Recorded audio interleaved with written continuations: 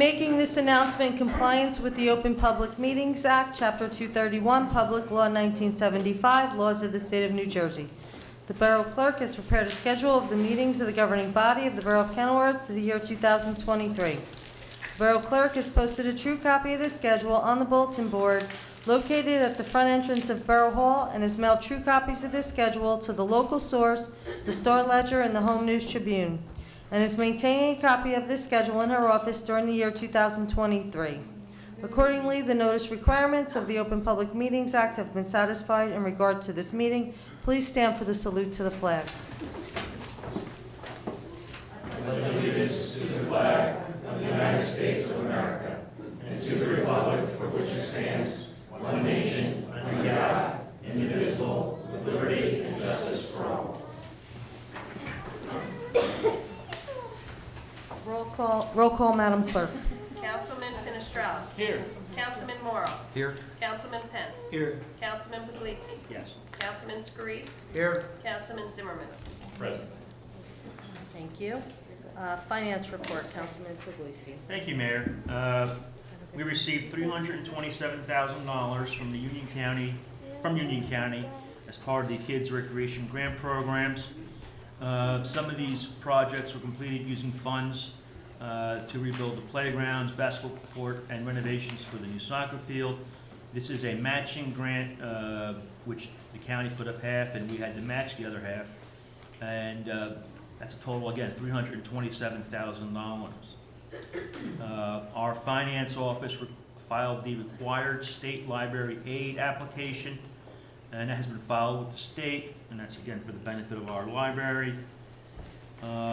As for the senior freeze tax program, some of you probably know that in order for you to be considered or continue part of the program to receive your freeze, you have to fill something out, what they call a blue book, and the CFO kind of educated me a little bit about this, something I need to know for the future, I guess. But the state announced Friday that the blue books for this program are being mailed to anyone previously participating in the program. Some of our residents have already received the book. Some of them have yet to receive the book. But for the new seniors who have become eligible, or for anyone else that wants to receive a copy of a blank book, we ordered them from the state, and we should be receiving them in March. Again, that's for the New Jersey Senior Property Tax Program, the freeze program. Can the people can come and pick them up at Borough Hall? Yes, we should be getting them in March, so we've ordered them and they're coming in. Good. As to the Anchor program, I'm sure you've heard this before, but the deadline is February 28th to file for the program, and actually, you know, it surprised me personally how high the limits were. I thought it was, you know, you think in your mind just to qualify for money back from the state, you actually have to be near the poverty level, but actually it's much greater than I thought. In order to qualify, anyone earning up to $250,000 can qualify for money back from the state for the property taxes. I mean, not only does it qualify for property tax payers, homeowners, but also renters. And renters can receive, as long as they make less than $150,000, they'll also be able to receive approximately $450. So you can apply online or by phone. The phone number is for the Anchor program is 1-888-238-1233. Again, that's anybody that's earning less than $250,000, which is a significant portion of our residents, certainly. As to the Finance Committee, we met last week. We had a substantial meeting. We were there for 3.5 hours. We exchanged a lot of ideas. We got a lot of things kind of accomplished. We're more in an exploratory phase. But one thing that the CFO will mention, we were able to save the town approximately $187,000. We will be able to save the town $187,000 for this year and every year moving forward. And the CFO will get into that. In addition, as many of you know, when you put money in a savings account, You look at your statement at the end of the month, and realize you're not really, you get very little return on your dollar. Right? It's almost not worth having your money in the bank. And the same goes for the borough. So we are getting this extremely low interest rate on our amounts. Our CFO is currently meeting with the bank to see if we can renegotiate or negotiate a higher amount. And again, that meeting is going to take place, I think she's going to meet Friday with the bank, and hopefully, again, it's just other ways, we're trying to look at outside the box and different ideas, and this is one of those ways we're just trying to generate more income. Worst case scenario is they tell us no, and then we shop around. So, and kudos for our CFO for taking the lead on that. And that's all I have. Thank you. Department of Public Works, Councilman Fenestrelli. Thank you, Mayor.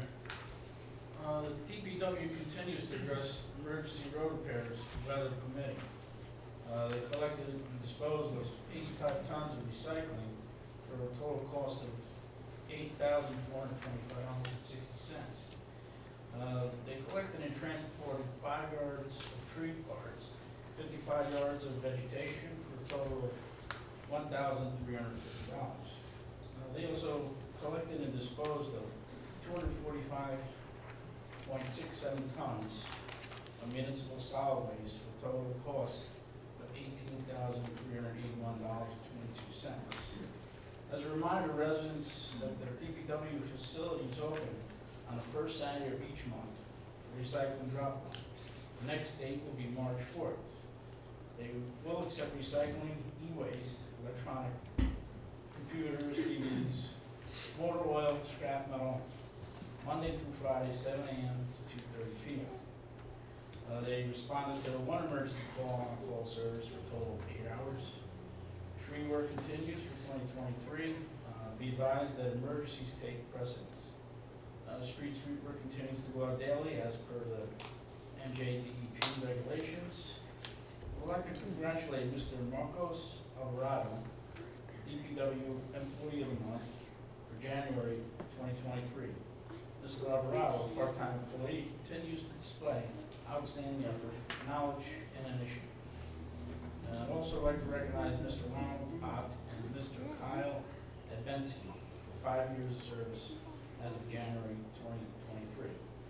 And lastly, just as I mentioned in the work session, I congratulate a new hire as the DPW administrator starting Tuesday. Very well-rounded candidate. After a few interviews, we decided to choose a candidate, and I'm sure he'll be doing well. That's all I have to say. Thank you. Department of Public Safety, Councilman Zimmerman. Thank you, Mayor. I have a report from Chief Seuss. On February 21st and 22nd, the Kennewick Police Department will be ongoing an assessment to achieve reaccreditation. This is a process that occurs every 3 years, and the Kennewick Police Department must show that it meets the recognized standards that are universally accepted as professional best practices for police departments. We do it here in New Jersey under the New Jersey State Association of Chiefs of Police. As such, we are seeking public input during the reaccreditation process on February 22nd. And I'm just going to read the notice for the reaccreditation. And this will be on the police department's website. It'll probably, hopefully, be on the town's website. We'll get it up there. But we need public input. We need the public to participate. It's very important. Otherwise, we will get a gig, as the chief will tell you, for not having that. So please, if you're available on February 22nd, please call in. So the Kennewick Police Department is scheduled for an assessment as part of its program to achieve accreditation by verifying that it meets recognized personal best practices. Administered by the New Jersey State Association of Chiefs of Police, the accreditation program requires agencies to comply with best practice standards in 5 basic areas: the administrative function, the personnel function, the operations function, the investigative function, and the arrestee detainee function. Agency employees and the public are invited to offer comments by calling 908-276-1696. That's 908-276-1696. 1696 on February 22nd between the hours of 9 a.m. and 11 a.m. And when you make that call, the reaccreditation team will be taking the calls and speaking to the callers and telling them about the accreditation process and any complaints or concerns that they have. And comments will be taken, which just said that. Email comments can also be sent to the police department at the chief's email, which is fseuss@kenilworthpolice.org. fseuss@kenilworthpolice.org. Telephone comments are limited to 5 minutes and must address the agency's ability to comply with these New Jersey State Association of Chiefs of Police standards. Please contact Lieutenant Chris Bryson, who I saw here before. I guess he stepped out, at 908-276-1696 for more information.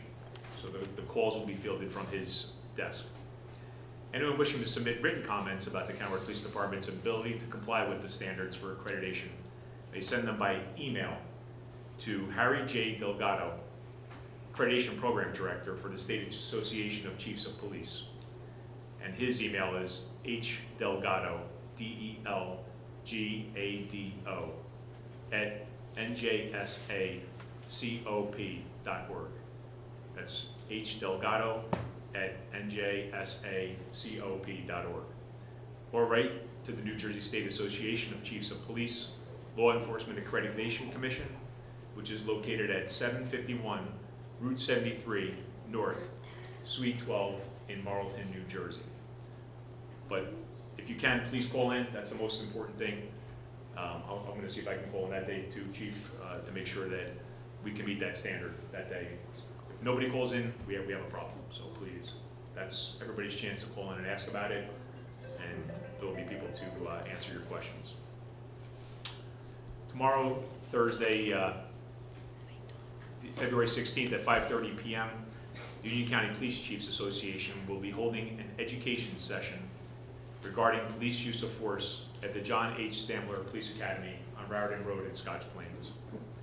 Any of Kenilworth's civic, business, faith leaders are invited to the lecture and discussion of relevant topics, including the New Jersey Attorney General guidelines on use of force, the meaningful review process, and the training requirements for Union County police officers will be discussed at length. There will also be a tour of the police academy and the FATS, the Firearms Training Simulator system that we use for training for use of force and shoot, don't shoot situations. Several of our faith-based leaders have already indicated that they will be attending. Anyone else interested should reach out to Chief Seuss either tonight or as soon as possible.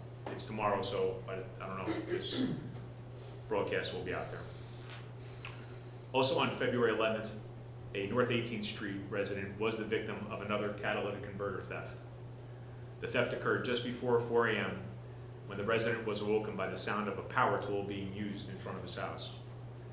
The resident observed two males wearing dark clothes with face coverings removing the catalytic converter off of their Honda. The suspects fled in a white sedan toward Washington Avenue, and there are no suspects at this time. Any residents with additional information should contact Detective Anthony Tanks. And unfortunately, Hondas and Acuras are the cars of choice right now for catalytic converter thefts for the precious metals that are contained in them. And so if you do have a Honda or an Acura, take extra care to make sure that if you can park it in your driveway, you can back it in. On the street is where they target them most of the time. They have actually hit driveways on occasion out in Kenilworth, but that's what they're taking them off in a few minutes, and they're worth more in off your car than on your car. So, and last but not least, I spoke to Chief Seuss and Officer Brett Byron about the Safe Place initiative that the Kenilworth Police Department is undertaking. The Safe Place program was developed by the Seattle Police Department in 2015 to assist in the reporting and understanding of victims of hate and bullying crimes. The Safe Place program is symbolized by a rainbow-colored shield, which is trademarked by the Seattle Police Department.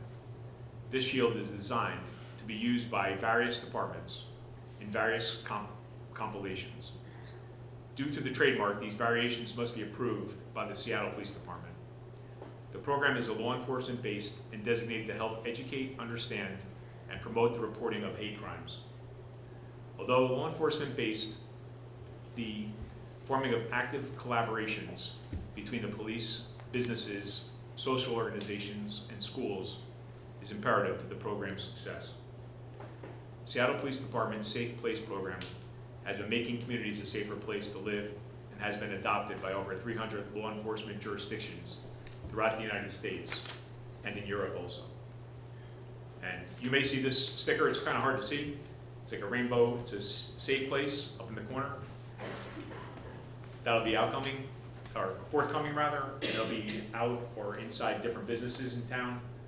And if you do see that, that is a place that is a safe place. They will allow you to come inside, contact the police department to have them respond and address whatever the situation may be. So it's a great program. It hasn't been rolled out yet, Chief. It's going to be rolled out coming up in February, like I said. Can I get to that, Commissioner? Yeah, absolutely. If I may, I appreciate you bringing this up, Commissioner. Mayor Karlovic, you and I have spoken to this many times. This is something that's near and dear to both our hearts. The Safe Place Initiative was something that Prosecutor Bill Daniel approached me with back in October. I also want to give special credit to Councilman Pence's daughter, has been instrumental in getting this rolled out all through the county.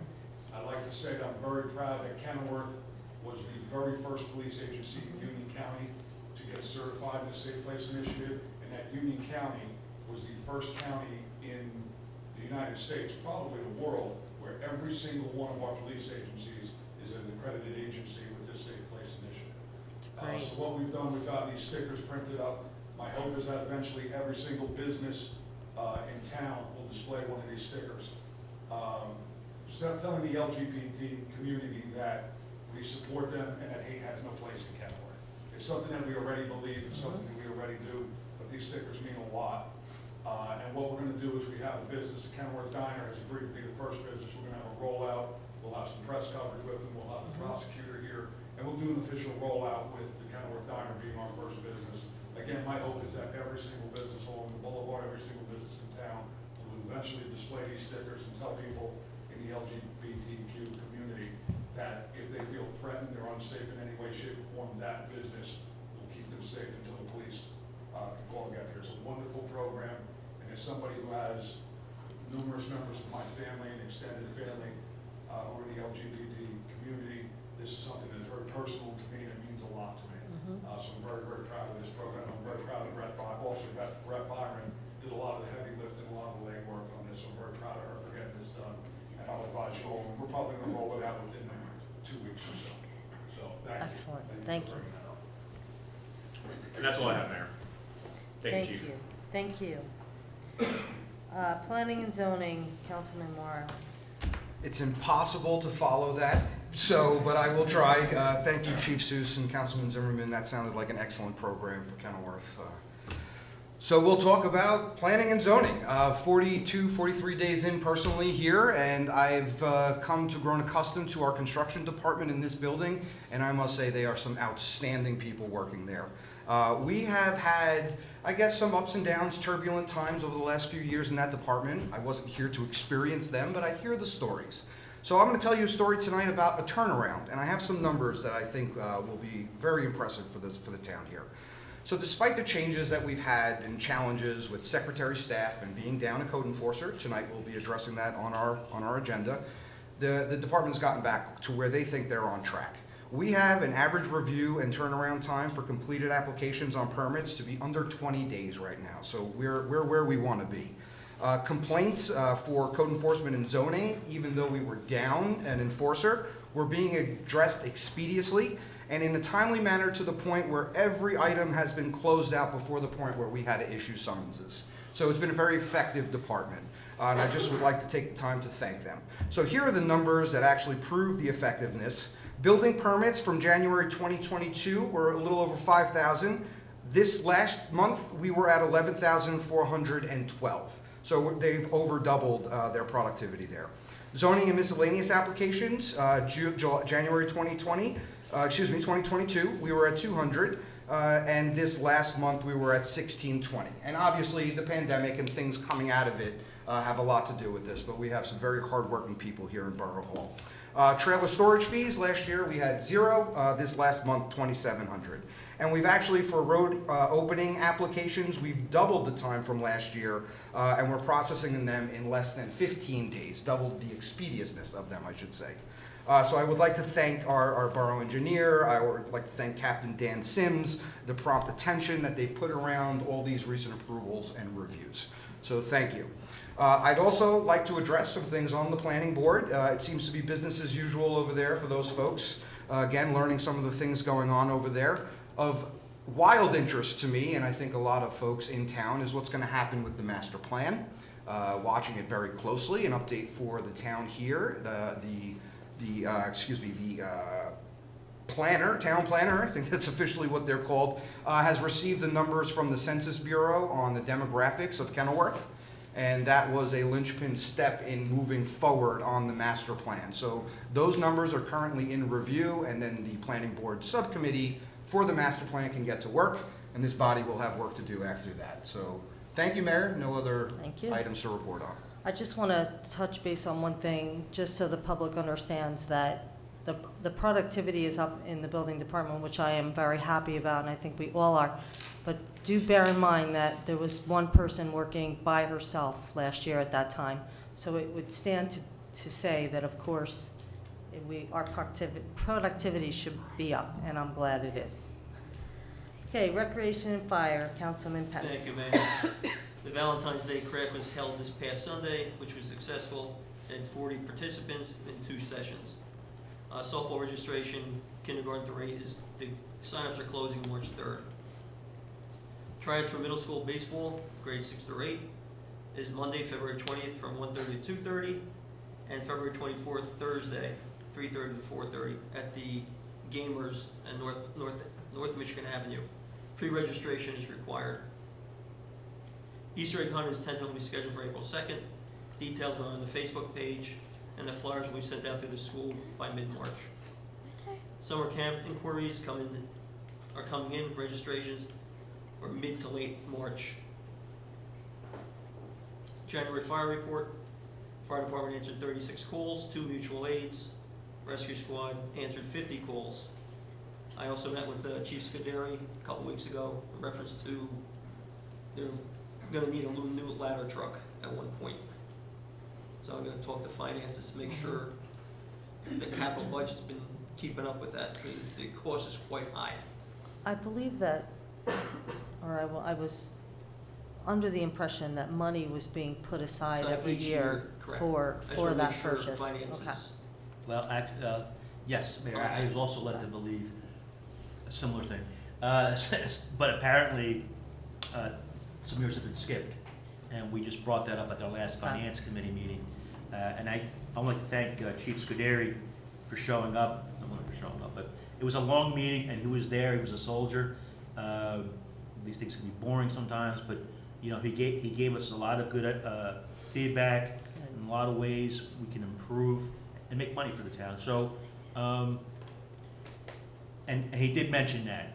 So he did mention, you know, that, you know, there were some years, and then I think Ken or Jill brought it up, that the amount of money that we should have in there if we were putting seed money every year, and it's no one's fault. I mean, quite frankly, just, you know, when I was here my first go around, we always put money in, and maybe some years we didn't. So, but I thought that as long as we put whatever the life cycle is of a fire truck, if it's 25 years, and Chief Scuderi was enough to educate me on that, as long as you put the 1/25th of the value of the truck, then you close. But that's not been happening, so, and it's no one's fault, it just is what it is. So we're revisiting that, if at all possible, this year. Plus, Chief Scuderi did mention the skyrocketing prices of the trucks also. It had some effect on, Yeah, and right, I think he's there, so I was there, but there he is in the back, I can't see. But yes, and it says even if you can find one, it's gonna take, it takes a year just to The turnaround time of manufacturing is also quite long. Is about a year. Yeah. I think, right, Chief? Depending on manufacturing, it's anywhere from 24 to 42 months now. Okay, it's 2 thank years. you. Long time. Almost 3. Okay, gives us more time to save. Hand-built or something? And every year, the price keeps going up. Okay, I'm sorry, I didn't mean to. That's right. And there's also a rolling plan to replace equipment, just like Mm-hmm, bulletproof vest, same thing. mm-hmm, good, great. That's it. That's all I Thank got. you very much. Okay, Health, Education, and Human Services, Councilman Scarice. Thank you, Mayor. I'll start with seniors. Go over some of their, what's happening. It's a big month. Let's see where we're at. As a reminder, every Monday, they got line dancing at 11:30, and then they have a county lunch program, Monday, Wednesdays, and Fridays. Open to all seniors, even countywide, actually.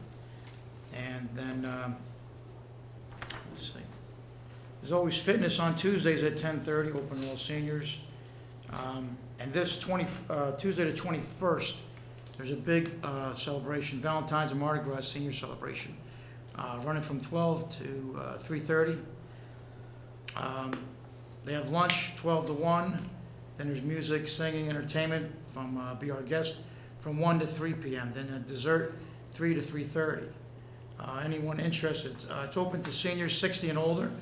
RSVP by the 18th, February 18th. 908-276-1716. If you're interested. They have Zumba every Wednesday, 9:30, and lunch following, again at 12. Yoga's on Fridays, 10 o'clock, open to all seniors. And then on February 28th, there's a special bowling at Garwood Lanes, 1 p.m. So that's the major events there.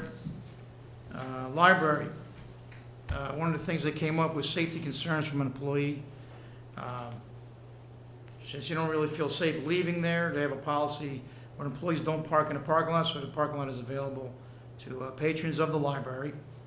But she wanted to have employees start parking in there, which they don't have that many spots, so it would take up just about the whole thing. But her reasoning was, well, you know, it's dark at night over there, so she's not really feeling safe. They suggested maybe they should have call the police and escort them to their cars at night. I don't even know if that's possible. That's just, It's absolutely. is it? Okay, so, If they don't feel safe, have them contact. yeah, that was something they were talking And we'll about. make sure they get there safe. Yes, okay. Let's see. Yeah, they're saying, maybe, I don't know how dark that is, we should take a look if it needs a street light there. North 22nd Street, they're saying is dark in that area. They did adopt new code of conduct policy. They were saying there's a lot of 10 to 12-year-olds, I guess middle schoolers, in the library after school, which is good, but it's a little, I guess, maybe tough to manage. So they had a code of conduct, which is, so they adopted all these new code of conduct, which is like 2 pages. I won't read it word for word. That was a big thing. And then we go to their programs. They wanted me to mention their programs, which I just lost. February 16th is the Yarnies 2 to 4. Tuesday, the 21st, they have Paper Pals 2 to 4. Thursday, February 23rd, more Yarnies special night, 6 to 8. Let's see, and let's see if I'm forgetting something for those nights. 23rd. I think that would cover that. They're getting the place painted on the inside. Fixed the elevator had to go through some maintenance, which I think was finished and successful. Fixed the gutter downspout. And that's all for the library. Kenworth Board of Ed meeting. They're having a little bit issue with the fact that Jackson Pond was filled in, and the fill is, some of it was like trees and natural things. And they're decomposing, and it's kind of settling, so they have to do a lot of soil samples and a lot of, just see how, you know, what they might have to do to reinforce that if they're going to build on it. And also with the new field, how to drain it properly. They were actually shocked by it. They actually had a nice picture where you can see how big it was. Basically, it's the whole track area and going into the soccer field, kind of like a kidney shaped. part of Harding too, recreation field, was the old Jackson Pond. They're waiting for the governor's report on February 21st, his budget announcement, so they can see how much state aid will be available for them. Let's see what else. Student blood drive, they have going, student council was there talking about, you also had a Make-A-Wish fundraiser. They raised $210 for Kenilworth Fire Department. They also raised money for Cranford Food Kitchen, 572 pounds of food. And we have a very extensive special ed program, and they were going over that. So, let's say we got 210 current people in need of special ed. There's maybe 6 different degrees. Only 16 are out of district. But they're very well covered as far as all the different programs. Some, they push both students out, depending on their needs. So the survey is between 911,000 to 541,000 range. Like again, trying to, they just passed that, to rebuild schools in October. So this is what all this was already passed by them, and just moving forward. They feel there's a mental health increase due to COVID and mask wearing. The students trying to, the lack of social conduct they had, so they're readjusting back to being in a normal school environment. But they have the counselors on hand that are handling that, so that's going well. Simple things like holding a pencil. They may not have been holding it right, so they're working at that as they readjust. Let's see. Testing, start strong results. Readiness for students from the previous year. Only 34% needed support. So they said that's actually not too bad. It's hard to go year over year with that test because it does change. New Jersey state test, NJSLA, I think they're calling it. Math, 74% need strong support, 64% for geometry, but then year over year, they got it down to 42%. So they were making the appropriate readjustments to that. Let's see. There's a problem with busing. Busing costs are way up. They believe that the busing companies are trying to recoup the money lost due to COVID. Obviously, with home instruction, nobody's getting bused. So they say that's up 150%. 8 or 9 routes are not the county, because a lot of us have this joint county, Morris County. 8 or 9 routes are not, and I think those are probably the most expensive ones. They're looking into a program if they could pay the parents to transport their own students, which might be less than hiring a bus or private company. So they're looking into that as a cost savings, which is pretty novel. Never thought of that. What else we got here? That wasn't routine. They said benefits for them now is $4,900. It covers 2 months worth of benefits. I don't know how that aligns. Make sure there's no notes.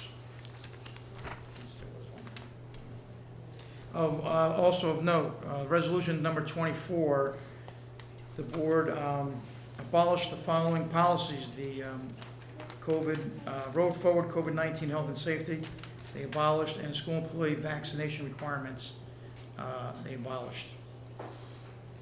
And they said that was due to state code changes, so they are no longer needed, and they're trying to stay in line with what the state is recommending.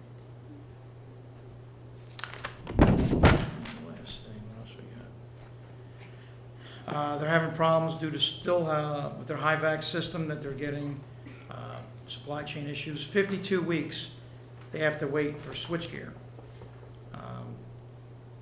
They'll be making decisions on the athletic field August of '23. There is a lot of contaminants found. The EPA came out, did an environmental study, and that comes from the historic fill. Like they basically, years ago, used whatever they had and just filled it in, what was laying around. So, they just, so we're not really sure where that is.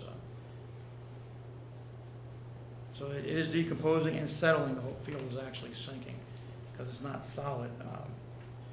They're looking at the new cushioned seats for the auditorium, but they're not using school colors. They didn't pick a color, but they're not using the exact school color so far. They're looking to get a new middle school science program. 56% still need strong support in grade 9. So that's why they want to bolster up the middle school science program. And there's only 3 HIB cases, which is bullying cases.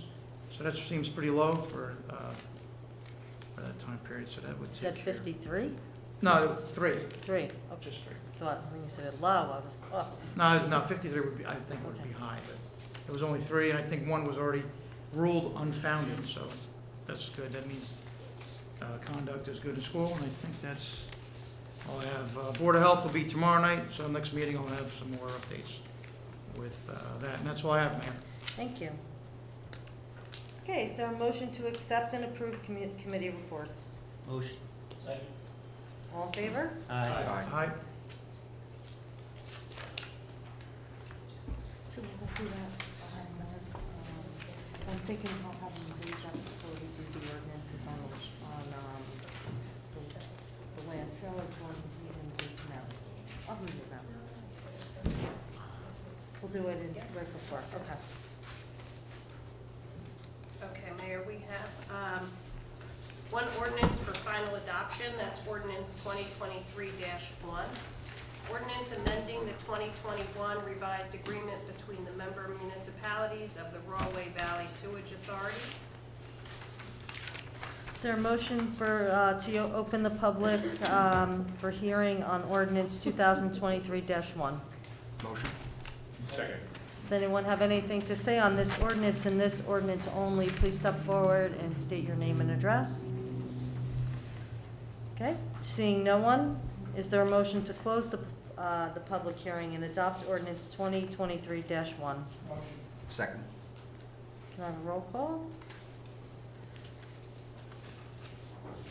Councilman Finestrella, Yes. Councilman Morrow, Yes. Councilman Pence, Yes. Councilman Puglisi, Yes. Councilman Scarice, Yes. Councilman Zimmerman. Yes. Ordinance 2023-1 has been adopted. Next for council consideration is the consent agenda. Is there a motion to approve? Motion? Second. The consent agenda consists of resolutions 2023-70 through 2023-83. These resolutions will be approved by one motion. All items will be recorded individually in full in the minutes. Councilman Finestrella, Yes. Councilman Morrow, Yes. Councilman Pence, Yes. Councilman Puglisi, Yes. Councilman Scarice, Yes. Councilman Zimmerman. Yes.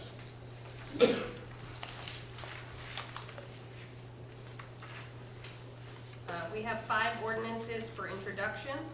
Ordinance number 2023-3, ordinance ratifying and authorizing a lease agreement between the Borough of Kenilworth and Union Baptist Church to lease the paper portion of North 13th Street, north of its intersection with Sheridan Avenue, as a parking lot for a period of 25 years from July 1, 2022 through June 30th, 2047, pursuant to NJSA 40A:12-14C for the nominal consideration of $1. Is there a motion to approve ordinance 2023-3 for introduction? Motion. Second. Councilman Finestrella, Yes. Councilman Morrow, Yes. Councilman Pence, Yes. Councilman Puglisi, Yes. Councilman Scarice, Yes. Councilman Zimmerman. Yes. Be it hereby resolved that ordinance 2023-3, heretofore introduced, does now pass on first reading, and that said ordinance be further considered for final passage at a meeting to be held on March 15th, 2023 at 6 p.m., or as soon thereafter as the matter can be reached, at the regular meeting place of the Borough Council, and that at such time and place all persons interested be given an opportunity to be heard concerning said ordinance, and that the Borough Clerk is hereby authorized and directed to publish said ordinance according to law with a notice of its introduction and passage on first reading, and of the time and place when and where said ordinance will be further considered for final passage. Ordinance, do you want to do it before? The next ordinance is 2023-4, and it's the sale of certain land in the Borough of Kenilworth. So I'm going to refer to our borough attorney just to give you a little bit more information about this. Thank you. This ordinance, as well as the next three, so the next four ordinances in total, all deal with the sale of some landlocked property located within Block 101. These ordinances are drafted for the public bidding, which is what is required by law for the sale of these properties. The operative dates, which are all covered within the body of the ordinance, plural, ordinances themselves, are as follows. The first reading is this evening. The adoption date will be noticed on February 17, 2023. The second reading for adoption shall occur on March 1, 2023. Advertised notice of each ordinance will be published. The notice of adoption shall be published on March 9, 2023, and as well as an advertisement for the public bid, which will be made on March 30, 2023. The bid receipt and opening date, which means that your bids have to be in before then, is going to be April 19, 2023 at 10 a.m. The bid award will be April 19, 2023 at the council meeting. Notice to the successful bidders will be sent on April 21, 2023. Down payment, which is 10% of the bid amount, which is at a minimum $4,000, but you make your own amount for your bid, you determine the amount. That has to be made by May 1, 2023. The closing date has to be within 60 days or June 16, 2023. The ordinance also goes on to note that bidders are responsible to obtain their own title insurance. There's no representation as to the quality of title. It will be a quick claim deed provided by the borough. Mayor, that's essentially the same thing for all four ordinances. Okay, thank you very much. Ordinance 2023-4, an ordinance authorizing the sale of certain land in the Borough of Kenilworth, Block 101, Lot 27, to be sold at private sale in accordance with NJSA 40A:12-13B5. Is there a motion to approve ordinance 2023-4 for introduction? Motion. Second. Councilman Finestrella. Yes. Councilman Morrow. Yes. Councilman Pence. Yes. Councilman Puglisi. Yes. Councilman Scarice. Yes. Councilman Zimmerman. Yes. Be it hereby resolved that ordinance 2023-4, heretofore introduced, does now pass on first reading, and that said ordinance be further considered for final passage at a meeting to be held on March 1st, 2023 at 6 p.m., or as soon thereafter as the matter can be reached, at the regular meeting place of the Borough Council, and that at such time and place all persons interested be given an opportunity to be heard concerning said ordinance, and that the Borough Clerk is hereby authorized and directed to publish said ordinance according to law with a notice of its introduction and passage on first reading, and of the time and place when and where said ordinance will be further considered for final passage. Ordinance 2023-5, an ordinance authorizing the sale of certain land in the Borough of Kenilworth, Block 101, Lot 28, to be sold at private sale in accordance with NJSA 40A:12-13B5. Is there a motion to approve ordinance 2023-5 for introduction? Motion. Second. Councilman Finestrella, Yes. Councilman Morrow, Yes. Councilman Pence, Yes. Councilman Puglisi, Yes. Councilman Scarice, Yes. Councilman Zimmerman. Yes. Be it hereby resolved that ordinance 2023-5, heretofore introduced, does now pass on first reading, and that said ordinance be further considered for final passage at a meeting to be held on March 1st, 2023 at 6:00 p.m. or as soon thereafter as the said matter can be reached at the regular meeting place of the Borough Council, and that at such time and place all persons interested be given an opportunity to be heard concerning said ordinance, and that the Borough Clerk is hereby authorized and directed to publish said ordinance according to law with a notice of its introduction and passage on first reading, and of the time and place when and where said ordinance will be further considered for final passage. Ordinance 2023-6, an ordinance authorizing the sale of certain land in the Borough of Kenilworth, Block 101, Lot 29, to be sold at private sale in accordance with NJSA 40A:12-13B5. Is there a motion to approve ordinance 2023-6 for introduction? Motion. Second.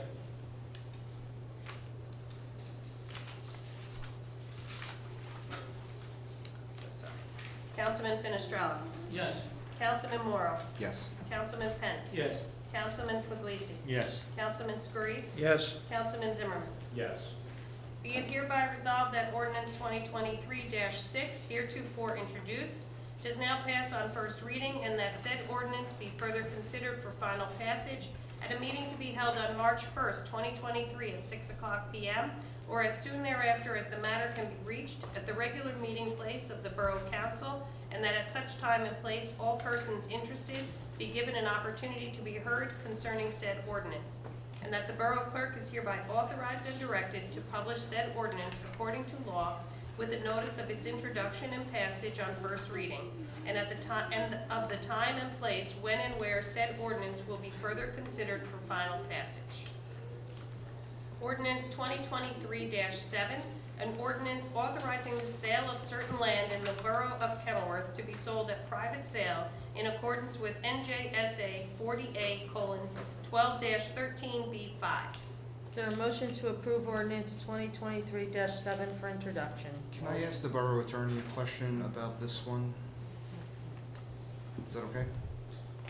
Mark, this lot is not the same lot or block number as the prior one, and I believe some of the preamble you were noting talks about being landlocked. This one might not be landlocked. Does that change any of the dialogue you had given before?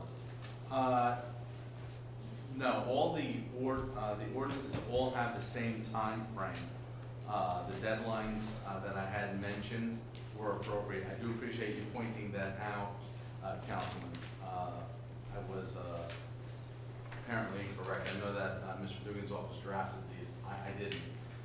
But we did look at the dates, and the dates were consistent among all four ordinances. That's correct, right, Angela? The dates are, and the amounts are all, the public notice for the bid will detail all of that, if there is any Do we have the block variation. and lot number on this ordinance?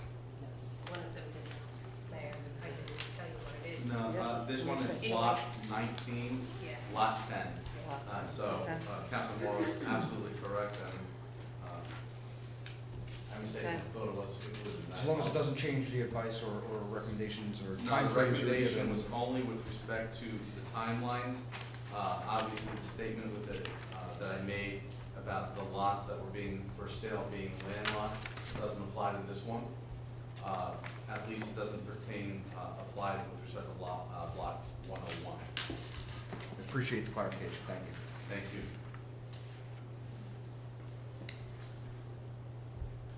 And actually, this one also says that the minimum bid price Yeah, is $6,000 instead of $4,000, which was the case for the three earlier ordinances. So that's the other correction. But the timeframes are still accurate. Okay. Is there a motion to approve ordinance 2023-7 for introduction? Motion. Second. Councilman Finestrella, Yes. Councilman Moro, Yes. Councilman Pence, Yes. Councilman Puglisi, Excuse me, yes. Councilman Scurese, Yes. Councilman Zimmerman. Yes. Be it hereby resolved that ordinance 2023-7, heretofore introduced, does now pass on first reading, and that said ordinance be further considered for final passage at a meeting to be held on March 1st, 2023 at 6:00 p.m.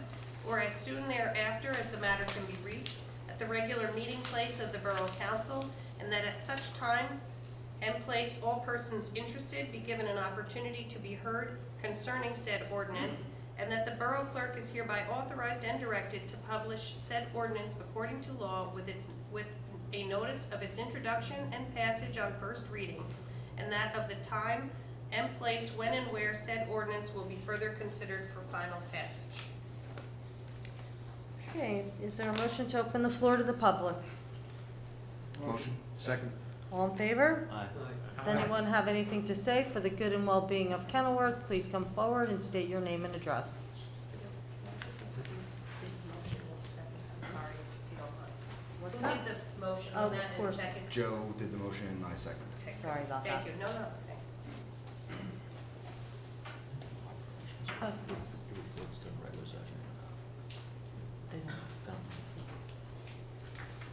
Hi. Hi, how are you? Good evening. My name is Lorraine Lewis, the director at Kenilworth Public Library, 548 Boulevard. So, thank you, Mayor and council members. Thank you, Mr. Reese. Appreciate everything you've done. Just wanted to give some more highlights in terms of the programs that we have. Councilman Scurese did mention the adult program.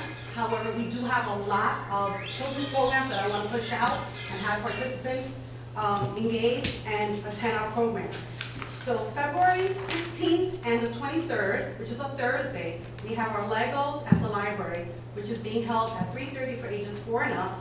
The other will be Kids Craft on Friday, February 17th, which is President's Day, at 3:30 for ages 4 to 9. And we are having, again, Good Time String Band, which is a heavily wonderful, I can't even say too many things about them because they're great. Bunch of men who come and sing to the children and adults too. We get a lot of seniors who do attend, so which is nice for them to come to the library, not just to do adult programming, but also listen to some melodies that they do remember back during their time frame. That is February 22nd, and that is at 10:30 a.m. and like I said, for all ages. Any programs that you're interested in, you can come to our library at 548 Boulevard. You can come to our website or our Facebook page. And you know what? You can give us a call, 908-276-2451. Thank you. Thank you very much. Lorraine, just real quick, I know Yes. you were here, but the chief said that if there's any issues with employees that feel unsafe, Absolutely. And Please. we've used him in the past. I will also graciously request that they can come 3:30 to, not even 3:30. The kids start rolling in at 3:30. More like 4 o'clock, they get settled in and it becomes very chaotic, I have to be honest.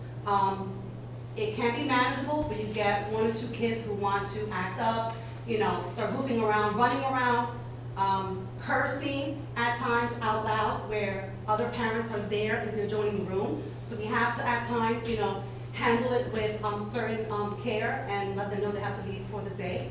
And they do come back the next day and they apologize, but they have to know that there's a code of conduct. So we have something already in place, but I updated it because a lot of things were outdated.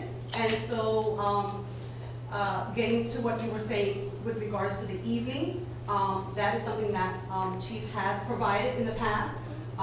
And I'm more than welcome to send you an email. We're open Monday, Tuesday, and Thursday till 8 o'clock. That will be a help. I haven't had any documented incidents to, say that something's happening. I did have something in the past before, years ago, from what I was told in terms of, and it was during COVID, they needed to use the Wi-Fi. That was what it was, and I guess you just see someone there not knowing what they're up to, but it was just using the Wi-Fi in the parking lot because they couldn't come in the building during COVID. But since then, he comes into the building, he uses the computers, uses also the Wi-Fi in the building.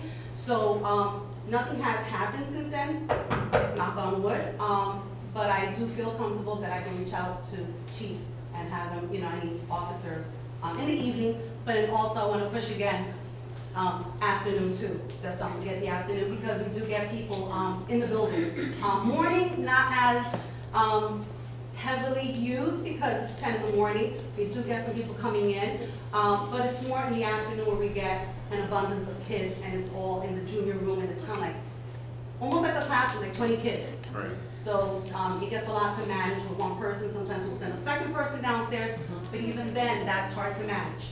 Yeah. I know in the past we had the walkthrough that we did in the afternoon Yes, with the and police that's what officer happens. in uniform, or Mhm. would that be something that you would That is what appreciate I again would right now? Appreciate, that's what I would love to have. That would help us out a lot, because I would say, just the police officer's presence Right. changes the whole environment, changes the setting in the building. And if they see, you know, an officer coming through, even that's an opportunity to engage with the kids too. Because we do have programs for them, but there are times when they need to do their homework. So they can't attend the program because at that time is when they're supposed to do homework, and they get picked up from their parents within a certain time frame, maybe like 4:30-ish or give or take. So that would truly be helpful, yes. So for like community policing, you could reach out tomorrow, chief? I'll talk to you after the meeting. Oh, okay, great. All right, thank you, I appreciate that. You got it. Thank you. Thank you. Thank you.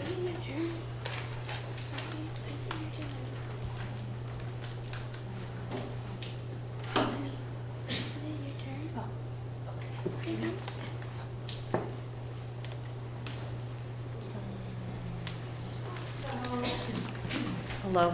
Nicole Molino, Hi, 544 Nicole. Newton Avenue. This is my son Joseph. Hi, Joseph. Thanks for He coming. is one of them faces of hundreds of kids that Pat has, impacted, and he wanted to be here for him. So I just felt that maybe if we as adults weren't getting through you, that maybe some of the children that he has impacted could get through to some of you. But I know at the end of our last meeting, we had said something about the nepotism clause in the handbook, and I wanted to know, you guys said it was gonna happen across the board. What does that mean, that it's gonna happen across the board? 'Cause I knew they closed the meeting and I was able to ask questions, so I just wanted to know, who else is that gonna affect? If it affected our rec program, is it gonna affect other people, like our amazing fire department, our EMS programs? Like, who's that gonna affect, and how is that gonna affect us? Because 3 years ago, my husband had almost a fatal stroke, and the people that came were our voluntary fire department and EMS, and they saved his life. So, I mean, you're taking so much away from us. I mean, are you gonna take that away from us too? Like, No, I mean, it's, I'm Council sorry. President, if I could just be heard, to the extent that any response is going to be provided, just make sure that we do not discuss any identifying information that may apply to any particular Right. individual or particular position. that was it. I just wanted to Okay, so the question is, that would be Who a else is question it? for Like, council, The nepotism clause. right? Who else is that gonna affect in our town? Okay, And who so, else are you guys gonna take away from us? no, so, yeah, understood. And that was obviously a concern. Okay. So, we were given the opinion by council, and I guess I can give the opinion, I don't. No. The short answer is no. The short answer is no, because under the policy itself, it does not apply to the fire department and the ambulance squad and what have you. So that's according to the policy itself, so, So what makes that different than Pat and the rec department? because they're not employees. Okay. So under the, I mean, I can only go by what I've been told, and that's what I was told, because they're a volunteer squad and a volunteer ambulance squad. Well, Pat was not an employee, he was a stipend rec director, he was not considered a borough employee. So, Well, and I will say that I understand that the labor attorney gave his opinion based on the handbook, but he did not read the resolution, which clearly states that it applies to everyone in the borough, up into volunteers, independent contractors. So I don't know if he gave the right opinion, because I don't know that he didn't base it on the resolution. I don't know if you read the resolution, but I've read the resolution. And it does apply to everyone in the borough. I could Yeah. read it for you right now, Yeah, that frightens me, I gotta be honest. and me too. Because our fire department does so, I mean, look, you take the rec department, the fire department, the EMS, like, look at what they do for our town. And their children are with our children, and it's a community, yes, and the fire drill. Yeah. And the Santa on the fire truck, that they do all this stuff for us, and I just don't wanna see, it's gonna be packed, and it's gonna be somebody in the fire department, they're police, the things that make us such a small community, and that everybody knows everybody, and we all work together, like, I don't wanna come back to the next meeting like, oh, we pulled this person, or we took this away, and then we're gonna start, it's kinda hard to believe what's being said, because I feel like everything's just kind of like being said just to kind of make us happy, and then things get taken from us. Mayor, if I may be heard just for 1 second on this. To the extent that Labor Council gave an opinion, and it's subject to some interpretation of anyone biased to council, the administration, that's attorney-client communication and legal advice. I wasn't privy. Right, we're not discussing that. No, but what I am saying is that if to caution everyone against discussing the opinion or interpreting the opinion, and that's something that attorney should provide some counsel to you in closed session under attorney-client communication, and if it gets pointed enough, it might involve a rights notice, it might to particular individuals, I don't know. But I am somewhat concerned about openly discussing what the legal opinion of Labor Council was. And Okay. I just want to place a Okay. question on the record. All right, the only thing I could say is, noting the caution, is that that's incorrect, so that provision itself does not apply to those departments. So that's my. I'm going to read the resolution. It says right here, "Be it further resolved that these personnel policies and procedures shall apply to all borough officials, appointees, employees, volunteers, and independent contractors. In the event there is a conflict between these rules and any collective bargaining agreement, personnel services contract, or federal or state law, the terms and conditions of that contract or law shall prevail.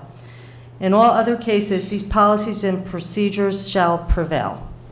That's the resolution. Understood. The mayor's wrong, so that's the resolution. When we're dealing with the policy itself, that the policy does not apply to those departments. So I can't The get into the resolution, reason. it applies. The resolution was adopted with the handbook. I'm not going to repeat myself, but it's incorrect. So the policy itself does not apply to you. It's the way the policy is worded. So I can't get into more without divulging attorney-client communication. Okay? But I'll just state. I would like this to be our labor attorney to come in and enlighten me then I understood. at the next meeting, and we'll have a closed session, and he can explain to me why this doesn't affect everyone else up and even to an independent contractor. Okay, so what is happening with the director of rec and getting Pat back? We have a director. You have a director, do you have someone that's going to fulfill the shoes of Pat, the way the community has had Pat for the past 12 years? We have a rec director. That's No, the only thing but I that's can't get into what ifs and what goods. I know, but you have to understand what we've been given, and then it's been ripped from us. So if you're gonna just put somebody in, just to say, oh, this is the rec director, but he's not going to give us what Pat has given us, and still continues to give us, even though you guys have told him, all right, we're taking your job away from you, he still is at everything for us. So I just wanna make sure that those shoes are filled, because if not, there's gonna be more of the community that's gonna realize, all right, well, come election time, who are we gonna vote in? Maybe we should vote out some people and vote in some new people. But, I mean, just to say that we're rec director, that's fine, but you have to understand that you were used to having what Pat has given us. I can't say it enough. you have to come to every meeting and say it over and over again. I mean, it's ridiculous, and now what you're saying is that you're saying it's not gonna affect our fire department or EMS. I would hope that it doesn't, but how can we believe that? How can we believe that? Because right now, I feel like a lot of the community doesn't feel like they can trust the council. I'm just saying, and I just really hope that it doesn't, but I feel like it's conflicting, and everyone's gonna be able to see that anyway, so I just wanted to find out what that clause was, and then I'll do a little bit more research on that. Thank you. I still stand political retaliation for whatever reason against the rec director. Anyone else? Thank I you. mean, we can disagree. There's always been, Mayor, there's always been allegations of political retaliation and against you as well. So, I'm not gonna sit here and accuse anybody of improper actions. I didn't bring up what I thought was clear political retaliation by you. So quite honestly, I think what you're saying is disrespectful, and to accuse anybody of political retaliation for no apparent reason, all right? I don't understand why you let the rec director go. All right. You know, We're we didn't make gonna the disagree on this. I told you right from the beginning. All right. We're gonna disagree on that. It's All right. not what the town wants. Mayor, we didn't make the policy, and actually, when we were I'll elected. amend the policy. You when we're- voted when on we're the elected- handbook. When we're elected to do good by Kenilworth. Okay, so do good. They voters elected us to follow the rule of law. Understood? You've And changed we- the rule and- of law to suit you 10 times already in the last year. Change the handbook because the community wants Pat. Yes. Change the handbook. Excuse me, we're gonna be reviewing the handbook. Matter of fact, the ordinance requires us to review the handbook. So that's the finance committee, and then we'll bring it to the council. Great. But, at the reorg meeting, we were subject to the rule of law, we must follow the rule of law, we must follow legal advice. So, and I understand, and a matter of fact, if any council member does not follow the rule of law and does not follow the policy, then they're doing a disservice to that swearing-in ceremony, when you raise your right hand and you say, that you will follow the laws of the state of New Jersey and the Constitution, all right? So we are entrusted with that. I think and it's we must interesting follow that they've raised their hand and they voted on something without having any conversation about it at all. So we could go back and forth on this. There were 2 brand-new councilmen, so obviously conversation happened before because they all were prepared for this. So that's not legal either. So if you want to go on, we could split hairs here, and I think it's better we don't. Anyone else from the Actually, public I like to disagree. speak? I disagree, but you know what, it's not gonna accuse. I don't see I'm how not gonna somebody accuse can- anybody of illegal wrongdoings. I don't see and how I think somebody that's can vote on irresponsible. something that they had 0 conversation about. Who said there was 0 conversation? As long There as we shouldn't don't. have been any conversation. They weren't even took the oath of office yet. Shouldn't have been any conversation. Hi, Roz. 70 Kenilworth. Hi, Roz. Kenilworth. I'm not a lifelong resident of Kenilworth, but I vote in elections, and I vote after doing my due diligence. I don't know, I don't have any skin in this game, but I would really like to see the people that I've elected to this town to please move forward, doing whatever needs to be done, and stop this little bit of you said, I said, they said. Town is very important to me. I've only been here 15 years, but I love this town. You know me, I hate my sidewalks. You don't like the I hate sidewalks. garbage, We know. right? And the garbage. I know, That's Roz. understandable. But you know what, I'm passionate about this because it's almost like looking at us, we're now adults bullying each other. The members of this town elected these people to serve us. Give them a chance. Or if you can't act like, and forgive me for saying this, adults, then bring in a mediator. That, I don't know what else to say, but we need to move forward because there's a lot more going on in this town. I agree. Every time we get down to a meeting, I understand passionate people. I'm a passionate person myself. But let nature take its course. If you're not happy with the elected officials, then the next time an election comes up, vote differently. but let's not make this a monthly issue, fight, you said, I said, they said. I'm done, thank you. Thank you, Roz. I don't know if I can speak now. I don't know if current attorney can help us. Wasn't there a federal something that applied to massage everyone to show that this does not apply to the fire department or rescue squad, or is that the labor attorney? Labor attorney is the only one that gave an opinion on this issue. I did. All right. So I guess we'll have to wait for him to come back. Yep, I'd like to Something that was cited, see him. that was my question too, because it was not gonna blow up the fire department and everything else too. All right, so we'll have to wait for him to come back to clarify again. Well, we'll have him come at the next meeting. Anyone else? No? Okay. Seeing no one, I'd like a... Wait, sorry, it's writing.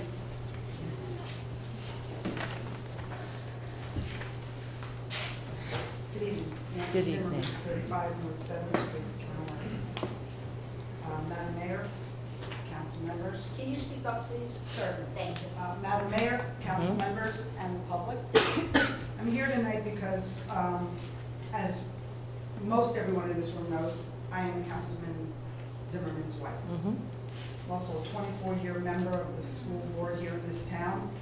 I ran the rec infant and toddler program for a number of years. I assisted the rec department myself as just a parent when my husband helped serve on the rec. I've been involved with the Girl Scout troops in this town, so I've done a lot here in this town and been involved. And I know Kristen and Pat very well, just the same as everybody else. But I can, and generally, I stay out of the politics of it because it makes me sick. And the things I've seen over the years in my involvement in this town, some more recent than others, make me sick. But what bothers me now and what got me here tonight, instead of home grading the 123 essays I have to grade for my juniors, is the last council meeting. Was the straw that broke the camel's back, as they say. I am tired of listening to your supporters, Mayor, get up here repeatedly saying that nothing's being done. My by any of supporters? your You think supporters. people are, I'm Absolutely. bringing, I stand right here, I'm Well, not asking considering anyone to you come all here. leave here together after those meetings, and I've seen it myself, and go to the local bar to have a couple of beers, yes. your I go with supporters. Councilwoman Cesari, well, Madam not Mayor, anymore. Every It's meeting, It's public portion right now, Mhm. and under Robert's rules, that means I get to speak. okay, I'll speak you get after to you, listen. okay? Now, as I was saying, Please speak up. I am tired of of watching these meetings afterwards and hearing people come up here and say these people have done nothing. That they've done nothing for Kenilworth, that they're doing nothing for Kenilworth. What have you done for Kenilworth lately, etc. So, as the wife of a councilman who hears these conversations, who sees the meetings attended, who knows what's going on and about, I'd like to point out a few of the things that have been done by my husband, by some of these other council people, in general. For one, the Hawk traffic signal down by Demario Park is in place because my husband started all of that when he was still police chief and followed up with it and through with it into his council term. The Motorola digital radio system for the Kenilworth Police and Fire Departments and First Aid Squad, my husband was involved with and was supported by the council members up here. The purchase of a brand new Zetron 911 system for our Kenilworth Police Dispatch Center to receive, transfer, and dispatch emergency services with the most up-to-date technology available was done with the cooperation of these council people. They worked with the Kenilworth Police Department to get the flock cameras on Michigan and the Boulevard that assists the police department with real-time, up-to-date, critical information for police to utilize and combat crime in Kenilworth. In fact, it was used not too recently in a very serious incident back in the back streets. Back in On cameras December, were used that, December, right? yep. Absolutely. that system came into play to prevent some serious issues from going further. Here's a good one. My husband and the council members, Republican council members who were on council last year, the two new guys weren't here yet, renegotiated what the Democratic majority council's financial agreement with the developer of this 165-unit apartment complex that we're all waiting for to rise, pilot program, that little payment in lieu of taxes thing, that deal that got made and pushed through real quick that December meeting, bringing in an additional $1,698,375 in revenue to be paid to the borough over the 30-year agreement. Did they not? They did. Okay.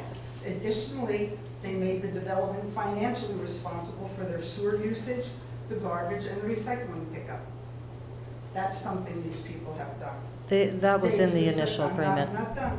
No, that wasn't in the initial. We can argue that. They successfully negotiated with Merck to drop their 2021 tax appeal, saving Kenworth taxpayers $1.2 million. Surplus controls and consideration are now in place for the repayment of Merck's 2022 tax appeal. Is that correct?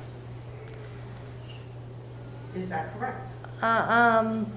You know what, I'm gonna let you talk, and I'm gonna talk after, when you're done, just like you want. Borough Park renovations at DeMario, Lewiswood, or Court Parks have been a work in progress. They've been working in conjunction with Kristen and Pat through getting those squared away. They obtained a grant for $250,000 for the Kenilworth Senior Citizen Center to replace the air conditioning, the heating, the roof, and interior improvements, including that water fountain that they were talking about earlier. The repairs to the Kenilworth Veterans Center parking lot, resurfacing and repairs to the borough parking lot behind the Senior Citizen Center are among things that they've been involved with. They were involved in hiring a new Senior Citizen Center director who's doing a great job from what I see. All these programs, I'm seeing Zumba, chair yoga, all these programs for our seniors in town. Now this is one I personally witnessed many, many days and many, many hours of work by my husband. When the city of Broadway backed out on our bulk waste pickup last year, the last minute, because they had short staff, didn't want to get into potential injuries, et cetera. They said, we're not picking up Kenilworth bulk anymore. It was my husband. He was a committee member for that DPW group. He was not the chair. The Democratic councilman who was the chair wanted nothing to do with it, didn't bother with it.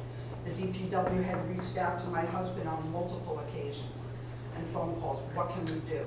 And my husband worked hard to find somebody to get a vendor and secured that vendor so that we had the bulk pickup last year at a savings of $10,000 to this borough.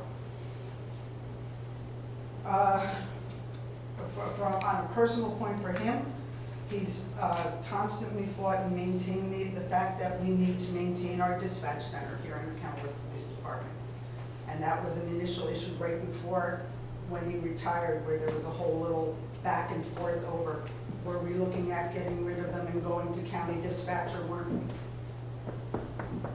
My husband, in terms of his service to this borough, has been the chairman of the Kenilworth Municipal Alliance Against Drug and Alcohol Abuse for more than 10 years. I'm not even sure how long. He served on that for more than 30 years. He's been on it for a long time. He's helped out with the fire department recently. We were talking about the Santa stuff. My husband helped out with that. He's always been a supporter of the fire department and the rescue squad in this town.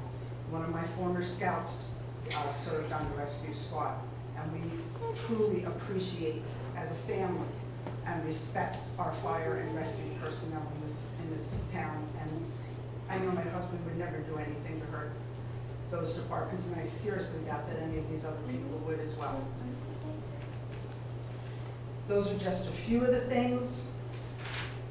Could go on forever, but those are just a few of the things that my husband and some of these other councilmen have been involved in the past and will continue to be involved in the future. And I want the town to be aware of that, because all they've heard for the past couple months, with no word from you up there to deny anything otherwise, is that they do nothing, when they do much. One other thing I wanted to point out is at the last meeting, an individual, Mrs. Seuss, stood up here and made a statement about the newest board member, John Ferrer, and claimed that he got a $2 million grant for the school board to save referendum money. That's false, and I want to make that known and clear to the public. When I saw that on the meeting, I was like, wait a minute, did I miss something in all of my minutes when I was reading? So I contacted our business administrator and the superintendent and confirmed what I knew to be the case. That never happened. That's not the situation. Okay. So I understand you're Not not on the school board. responsible for someone who gets Right. up and speaks, but I'm just making it known to the public that what they heard in that instance is incorrect. Let me see, a couple more notes.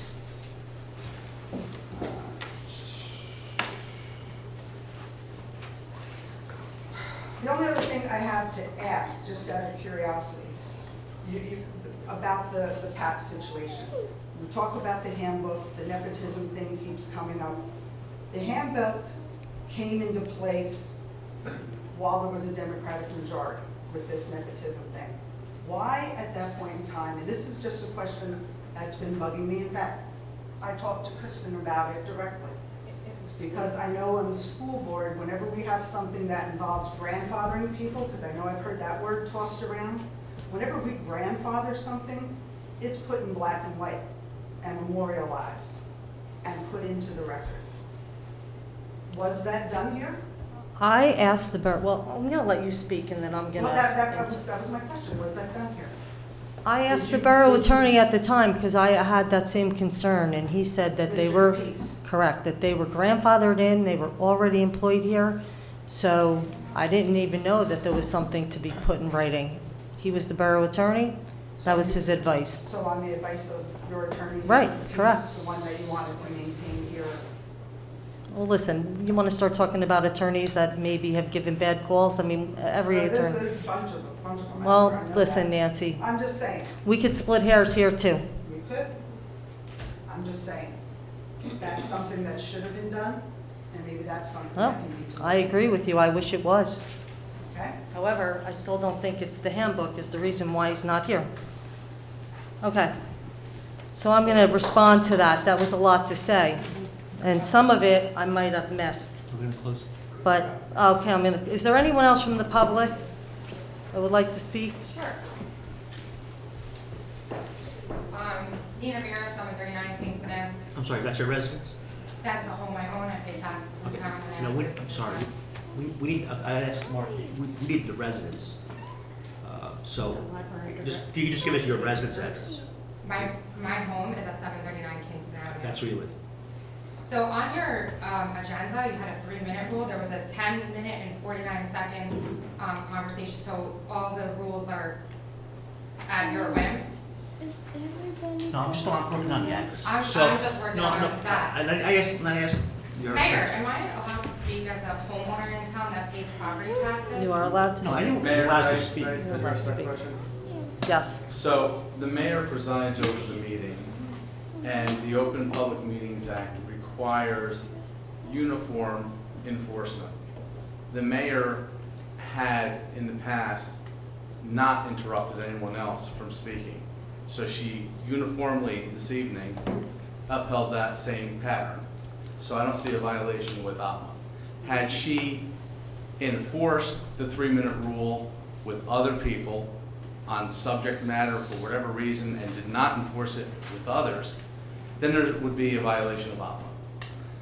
Based upon my observation, I don't think that rule has been enforced with anybody. I had raised it a couple of times and it wasn't enforced. So I don't think that there's a violation. He wasn't asking about that. He was asking about my address. Yeah, Mark, can you tell us, do you have to give your home address? Well, you raised an issue on the 10-minute rule or the 3-minute rule, so that's what I was Correct. addressing. And that rule was brought up not by the mayor, by Councilman Puglisi, and multiple people were told to I just now. explained Yes. why it wasn't uniformly, it has been uniformly applied, the mayor's the one that applies it. So there hasn't been a violation. So the mayor's allowed to apply that rule. The rule is 3 minutes. Okay. So technically, it should be enforced, but it wasn't enforced. It's not my role to take any action on that. It wasn't enforced, but at least it was not enforced uniformly. So to that extent, even though the ordinance wasn't followed, ever in my observation, Correct. at least it So was one not minute. followed ever uniformly.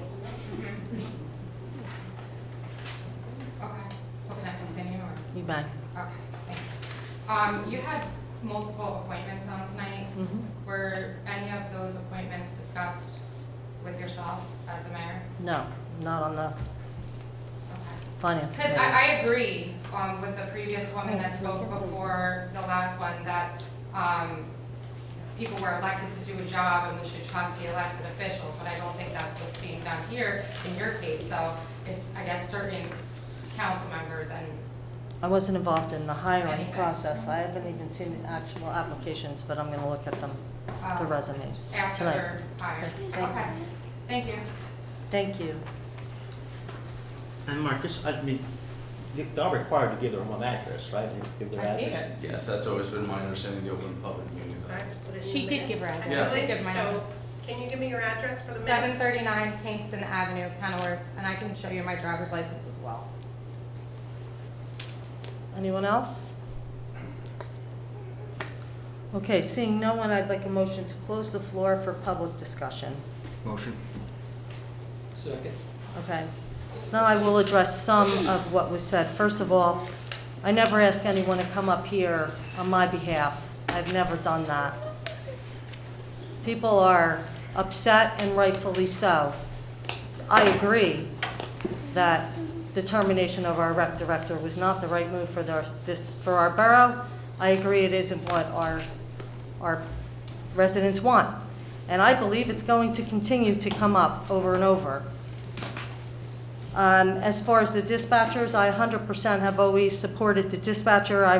It was said in a way that this council did it, and I didn't agree or wasn't part of that. Since I've been on this governing body, I have always supported in-house dispatchers. And as far as Councilman Zimmerman, he's aware of that because I was on council when he was the chief of police. And a lot of things that Mrs. Zimmerman discussed were a lot of things that he did a lot for this borough. And a lot of it was under his job as the chief of police. Nonetheless, I won't take any of those things away from him and those accomplishments because they were good. He was an asset to the borough. As far as the grant money that we have, we almost lost that grant money because there was no one here in the borough to apply for it. And the county actually reached out to me, letting me know that the deadline was in a couple of days where we would have lost that money for the senior center. And I reached out, we had just gotten Angela, and she was able to get the paperwork signed.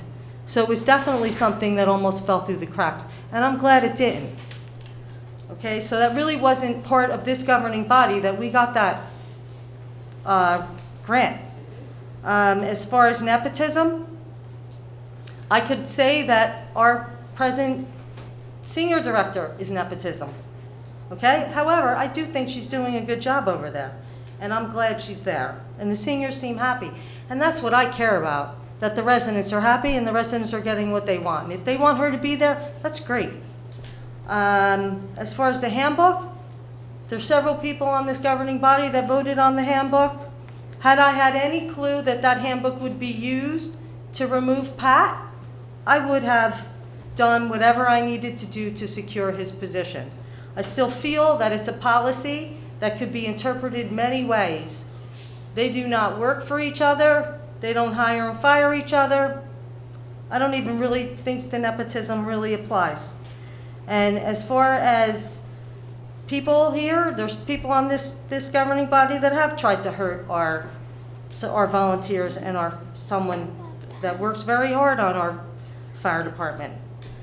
And I won't even get into it, but that's the truth. Anyway, I've never asked anyone to come here and attack anyone and speak on my behalf. I will speak for myself. The residents are upset. They're upset about the recreation director, someone that does a lot for our community. This is going to continue, I believe, until there's a change there. Anyway, that's all I have to say. If there's nothing else to be brought before the council, I'll entertain a motion to adjourn. Let me just say something, you know. Sure. I'd love to end on a positive note. There are certain things that, you know, we're never gonna agree on. And maybe it's just because we're looking at it from different perspectives. Perhaps. So I just don't think it's gonna do anybody any good. And I understand a lot of it is for political purposes in November. But, you know, I don't think we should use this forum for political purposes. And I think We are. I think that, you know, doing that and making these accusations against each other are not good. It's not, you know, we spent, and this is what we should be doing, and every member of the council works hard. You know, we spent at the finance committee 3.5 hours. We were there with Chief Scuderi. We were there with Jill and Ken, working on real hard issues, talking dollars and cents that's gonna affect this community for years, if not decades. That's what we should be focusing on, and the positives that come from that. So I just ask that we don't make these accusations against each other in this forum. You know where that belongs? In my honest opinion, that belongs on a flyer in October and November. Let's just work together, you know, for the next few months and for the next remaining year, you know, towards the positive. You know, let's just do that rather than, you know, accusing people of things, especially each other on the dais. So let's work together towards that end. All right. So All right. And let's leave it at that. I guess I'm going to end on a positive note. Hope everyone enjoyed their Valentine's Day yesterday, and it went well. Excellent. And I agree with Councilman Puglisi. The political arena that's become in the last couple meetings, it's not the time or place. This is a council meeting to discuss borough business, and that's what we need to get back to. I agree with Roz 100%, that we need to work together as a council and as a town and stop the lashing out and accusations of what have you done lately, and it needs to end. And we need to work and move forward. We have a lot of challenges against us this year coming from Merck, from so many different angles. And without working together, it's only gonna hurt our town. And you're in control of the meetings under Robert's rules as the mayor. And I just hope that we can all move forward, you included, and do what's right for Kenilworth and not regress back to everything being political. It just serves no purpose at this point. Thank you. Thank you. I never saw the public opinion about the hot issue at the moment, a political issue. It's an issue that family, of what the public wants, it's simply put. Belinda, you said it was political retribution or something. That's a pretty, you know, that's I've said something it every meeting so far, Yeah, and I believe that 100% in my heart. I do. All right, I'd like to, if there's nothing else to be brought before the council, I'll entertain a motion to adjourn. I'll make that motion, Mary. Second. Thank you. All in favor? Aye. Aye.